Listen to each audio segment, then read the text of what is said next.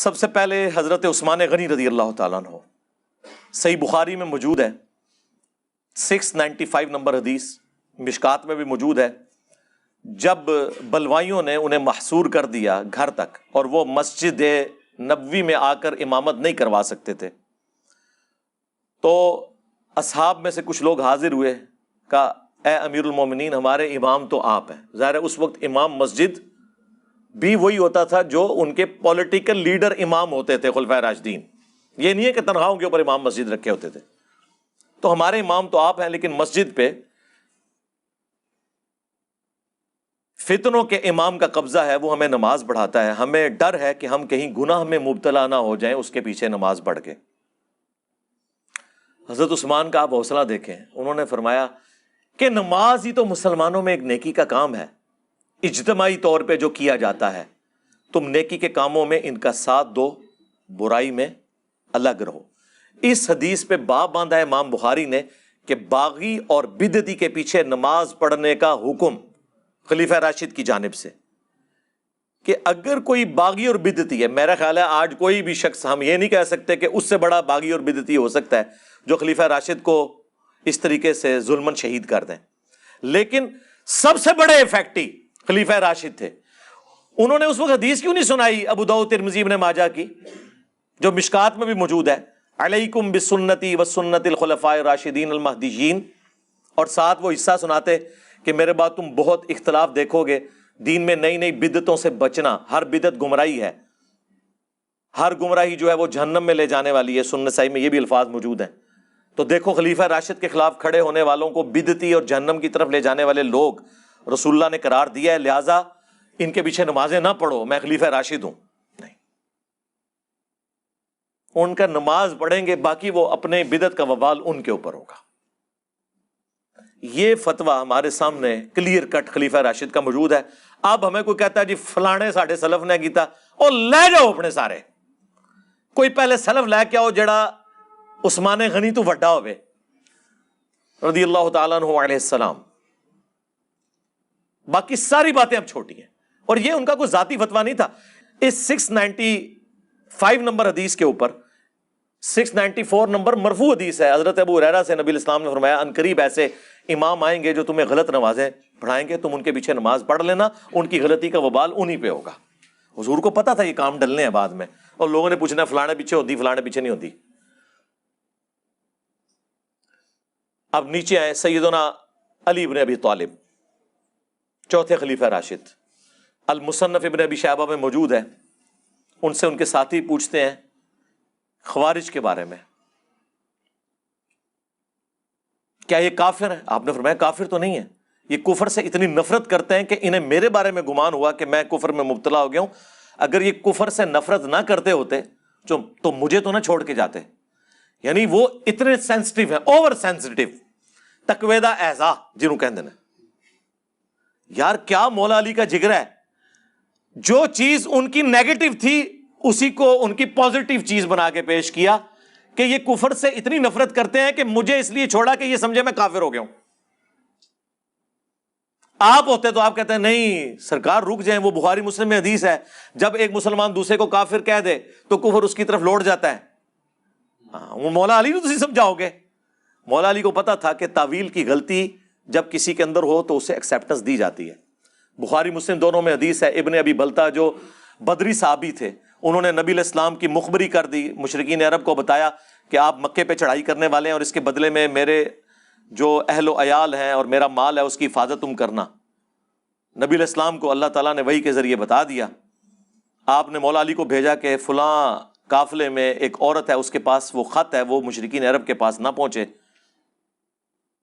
حضرت علی پہنچے، تلاشی اس کی لی گئی، خط نہیں نکلا، تو مولا علی نے فرمایا کہ تیرے کپڑے بھی اگر اتروانے پڑے نا تو اتروائے جائیں گے، خط نکال، کیونکہ جس شخص نے مجھے بھیجا ہے نہ وہ جھوٹا ہے، اور جس اللہ نے اسے خبر دی ہے نہ وہ جھوٹا ہے۔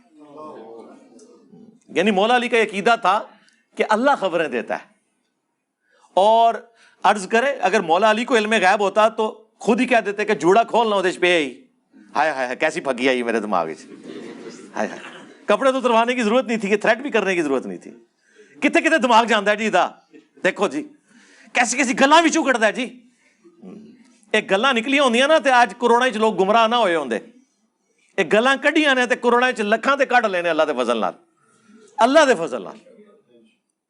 تو اس نے پھر جوڑے سے خط نکالا. اب وہ خط جب رسول اللہ کی بارگاہ میں آیا تو آپ سمجھ سکتے ہیں ریاکشن کیا تھا. سب سے پہلے تو حضرت عمر نے کہا یا رسول اللہ اجازت دیں اس منافق کا گلا کاٹوں، اس نے رسول اللہ کے ساتھ غداری کی ہے. اب فرمایا کہ عمر چھوڑ دو، بدری اصحاب کی اللہ نے اگلی پچھلی غلطیاں معاف کر دی ہیں. یعنی یہ دنیا کی محبت سے مغلوب ہو کے اس نے کیا ہے. پھر سورہ ممتحنہ میں پوری آیات نازل ہوئی. اللہ تعالیٰ نے ابن ابی بلتہ کو چھوڑا نہیں ہے، بڑے سخت الفاظ آئے ہیں. اللہ نے رشتہ داریاں گنوائی ہیں کہ یہ ساری رشتہ داریاں اللہ اور اس کے رسول سے نیچے نیچے ہیں. اللہ رسول کے ساتھ غداری نہیں کرنی. اچھا یہ جو حدیث ہے نا، اس کو امام بخاری ایک چیپٹر کی ہیڈنگ میں لا کر اس کے اوپر انہوں نے ٹائٹل باندھا ہے کہ اگر کوئی شخص تعویل کی غلطی کی وجہ سے کسی کو کافر اور منافق کہہ دے تو وہ کافر اور منافق نہیں ہوتا. سر یہ امام بخاری نے آپ کے سارے فرقوں کا مسئلہ حل کر دیا اس حدیث سے رزلٹ نکال کے. یار حضور کے زمانے میں بدری صحابی کو حضرت عمر منافق کہہ کے کفر نہیں لوٹ رہا، اور حضرت عمر سے توبہ بھی نہیں حضور نے کروائی، کیونکہ انہوں نے صحیح رزلٹ نکالا تھا اپنی جگہ. نبی کے ساتھ غداری اور کیا ہے. لیکن نبی علیہ السلام نے اس کو بینیفٹ دیا کہ یہ دنیا کی محبت سے مغلوب ہو کیسے. تو سرکار آج اگر کوئی کسی صحابی کو گالی دے دے، ایون کسی صحابی کو کافر بھی کہہ دے تعویل کی غلطی کی وجہ سے، کفر نہیں لوٹے گا. وہ میری بات پکڑی جی. ایک جگہ آپ کہتے ہیں حضرت ابو بکر کو کوئی کافر کہہ دے وہ کافر ہو جائے گا، دوسری جگہ کہتے ہیں نہیں ہوگا. جی حضرت ابو بکر کو اگر میں کافر کہوں تو میں کافر ہو جاؤں گا، کیونکہ میں انہیں مومن کامل خلیفہ راشد سمجھتا ہوں. لیکن جو نہیں سمجھتا، جس تک روایتیں ایسی پہنچی اسے تعویل کی غلطی لگی، تو وہ اپنی تعویل کی غلطی کی وجہ سے کہے گا اس پہ نہیں لوٹے گا. یہ بیک وقت دونوں باتیں درست ہیں، اور میں نے بخاری سے ثابت کر دی یہ بات. یہ پیورلی ٹیکنیکل علمی بحثیں ہیں. یہ وہ دقیق باتیں ہیں جو ان کے صرف مجتہدین کہا کرتے تھے اور یہ نقل کرتے تھے. ہم نے بچے بچے کو سمجھا دیا یار یہ کوئی راکٹ سائنس نہیں ہے، اس کو سمجھ لو یہ حدیثیں ہیں، اس سے یہ رزلٹ نکلتا ہے. اب ان کو پریشانی ہو جاتی ہے کہ ایڈی اوکھی ہوگی گلاں عام بندے نو انہیں سمجھاتی ہیں. وہ تو عام کسی مسلمان کو بھی آپ کافر کہہ دیں تو کفر لوٹ جائے گا اگر آپ اسے مسلمان سمجھتے ہیں، صرف غصہ نکالنے کے لیے اپنے بوکس کے اندر. تب ادروائز تو تعویل کی غلطی ہے اللہ کے سپرد.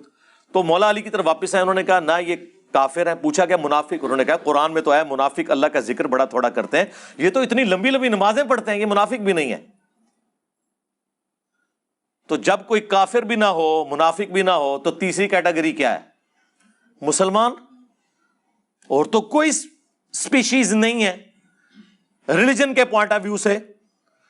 سورہ بقرہ کے سٹارٹ میں 3 کیٹیگریز آئی ہیں نا، اہل ایمان، کافر اور منافق. مولا علی نے کہا کہ خوارج نہ کافر ہے نہ منافق، تو پیچھے کیا بچا؟ اہل ایمان. ہاں بدعتی ہیں، خارجی ہیں، لیکن اہل قبلہ اہل کلمہ ہے، بینیفٹ ان کو دیا گیا. رہ گیا وہ قتال، وہ تو قرآن میں ہے سورہ الحجرات میں کہ اگر مسلمانوں کا کوئی گروہ بغاوت کرے تو اسے پھر قتال کرو یہاں تک کہ وہ توبہ پر آمادہ ہو. وہ قتال اس وجہ سے نہیں ہوا کہ وہ انہیں کافر سمجھتے تھے، وہ ریٹ آف دی گورنمنٹ کو چیلنج کرنے کی وجہ سے تھا. تو پھر آپ نے فرمایا یہ ایک جماعت ہے جنہوں نے ہم سے بغاوت کی، ہمارے بھائی ہیں بگوڑے ہو گئے. یہ مولا علی نے امت کو یہ سمجھایا کہ اگر آپ کا کوئی جانی دشمن آپ کو کافر بھی سمجھے تو آپ نے اسے کافر نہیں کہنا. یہی وجہ ہے جناب ہمارے خلاف کوئی جمعے بڑھا کے کوئی ہمیں قادیانی ڈکلیئر کر رہا ہوتا ہے، کوئی مرتد، لوگ کہتے ہیں جی علی بھائی کا بڑا حوصلہ ہے. بھائی ہم کوئی بنو امیہ کے ماننے والے ہیں، مولا علی کے ماننے والے ہیں، ہمیں اتنا حوصلہ ہے. ہم علمی طریقے سے دیکھتے ہیں کہ ٹھیک ہے ان بیچاروں کو نہیں سمجھ لگی، جس طرح خوارج کو حضرت علی کے ساتھ رہ کے سمجھ نہیں آئی ہے. یہ تو 14ویں صدی میں خوارج علماء کی باتیں سن سن کے اگر سمجھ نہیں آئی ان کو تو کوئی مسئلہ نہیں ہے. مولا علی کے سامنے نہیں لوگوں کو سمجھ نہیں آئی تھی، اور مولا علی کو تو چھوڑ دیں، رسول اللہ کے سامنے ابو جہل تھا اسے سمجھ نہیں آئی تھی. جسے اللہ توفیق دے اور جو چاہے کہ اسے ہدایت ملے. والذین جاہدوا فینا لنہدینہم سبلنا، جو ہماری راہ میں کوشش کرے گا اس کے لیے ہم اپنی راہیں کھولیں گے، جو کوشش نہیں کرے گا اسے کوئی ہدایت نہیں ملے گی. اس سے بھی نیچے آ جائیں، رسول اللہ سے پھر سیدنا عثمان، پھر سیدنا علی. اب آ جائیں عبداللہ ابن عمر کے بارے میں. صحیح بخاری میں موجود ہے کہ عبداللہ بن عمر خوارج کو بدترین مخلوق کہتے تھے کہ وہ کافروں والی آیات مسلمانوں پہ لگاتے تھے. بریلوی بیان کرتے ہوئے کہتے ہیں بتوں والی آیات بزرگان دین پہ لگاتے تھے. نہیں لکھا سرکار، کافروں والی آیات مسلمانوں پہ. جو کافروں کے بارے میں آیات تھی وہ صحابہ پہ لگاتے تھے. بالکل یہ نہیں لگنی چاہیے. صحابہ نے کوئی ایسا کام نہیں کیا کہ جس کی وجہ سے ان کے اوپر کافروں والی آیتیں لگیں. لیکن آج کے دور میں اگر کوئی کافروں والے کام کرے گا تو کافروں والی آیتیں اس پہ لگیں گی. آپ کا اپنا فرقے کا بندہ کوئی بات کر دے تو آپ اسے کہتے ہیں یہ بعد ذالک زنیم ہے، یہ آؤٹ آف ویڈ لاک پیدا ہوا ہے. لگاتے ہیں نا. یہ تو کافر کے بارے میں آئی تھی کہ ولد الحرام ہے.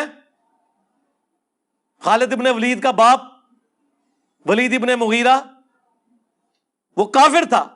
خود یہ کافروں والی آیات اپنے فرقے کے لوگوں کے اوپر لگا دیتے ہیں جب ان کا اختلاف ہوتا ہے. اس وقت نہیں نظر آتا کہ جی وہ کافروں والی آیات میں مسلمانوں پہ لگا رہے ہیں. نہیں کہتے ہیں نہیں جی جو کام کرے گا اس پہ تو فٹ ہوگی نا. سرکار یہی ہم آپ کو کہتے ہیں کہ شرک چاہے بت پرستی میں ہو رہا ہو یا فرشتوں کی پرستش میں ہو رہا ہو یا جیزس کرائسٹ عیسیٰ ابن مریم کی پرستش میں ہو رہا ہو یا کسی بابے سے مانگ کے ہو رہا ہو، جسے فٹ اسے گفٹ، وہ ساری آیات اس کے اوپر فٹ ہوں گی. وہی عبداللہ بن عمر جو اتنی نفرت کرتے ہیں خوارج سے. سنن کبریٰ البیہقی کے اندر موجود ہے، اور شیخ زبیر صاحب نے مقالات کی اپنی پہلی جلد میں پورا عبداللہ ابن عمر کے اوپر مضمون لکھا. اس میں بھی نقل کیا کہ وہ خوارج اور خوشبیہ یعنی مختار سقفی کے جو فالورز تھے ان کے پیچھے نمازیں بھی پڑھتے تھے. حی علی الصلاح حی علی الفلاح. وہ کہتے تھے جب تک ان کی مساجد سے آواز آئے گی ہم ان کی اذان کا جواب بھی دیں گے. اور اذان کا جواب یہ نہیں ہے کہ صرف جواب دینا ہے، مراد یہ ان کے پیچھے نماز پڑھیں گے، انہیں سلام بھی کریں گے اور سلام کا جواب بھی دیں گے. لیکن جب یہ ہمیں کہیں گے کہ ہم اپنے مسلمان بھائیوں کو قتل کریں پھر ہم ان کا ساتھ نہیں دیں گے. یہ ہمیں صحابہ کرام نے سکھایا ہے. اگر صحابہ سلف نہیں ہیں، ہمیں اب لا کے کوئی کہتا ہے جی احمد بن حنبل نے یہ کہہ دیا، جی امام آجری نے یہ کہہ دیا، جی یہ جی ابن تیمیہ نے یہ لکھ دیا، جی فلانے نے یہ لکھ دیا، وہ لے جو سارے فلانے اللہ دے بندے ہو. ہمارے لیے سلف نبی الاسلام صحابہ اہل البیت ہیں، صحیح العقیدہ تابعین ہیں، لیکن ٹاپ آف لسٹ نبی الاسلام خلفائے راشدین اور صحابہ کرام ہیں. اگر کوئی صحابہ کے فتووں کو نہیں مانتا اس کے فتوے پھر ہم کیوں مانے؟ جو اپنے سلف کو سلف نہ مانے وہ ہمارا سلف کہاں سے ہوا؟ جو اپنے بڑوں کی نہ مانے اس کو ہم کیوں بڑا مانے؟ ہم تو بڑا اسے مانیں گے جو نبی الاسلام کو، خلفائے راشدین کو، صحابہ کرام کو بڑا مانے اور ان کی باتیں مانے. خالی یہ تو نہیں ہے کہ اس کا نام جو ہے وہ مشرق سے شروع ہو کے مغرب میں ختم ہوتا ہے تو بڑا ہو جائے گا. اس طرح سے نہیں ہو جاتا بڑا. کوئی بڑا اپنے اعمال اور کردار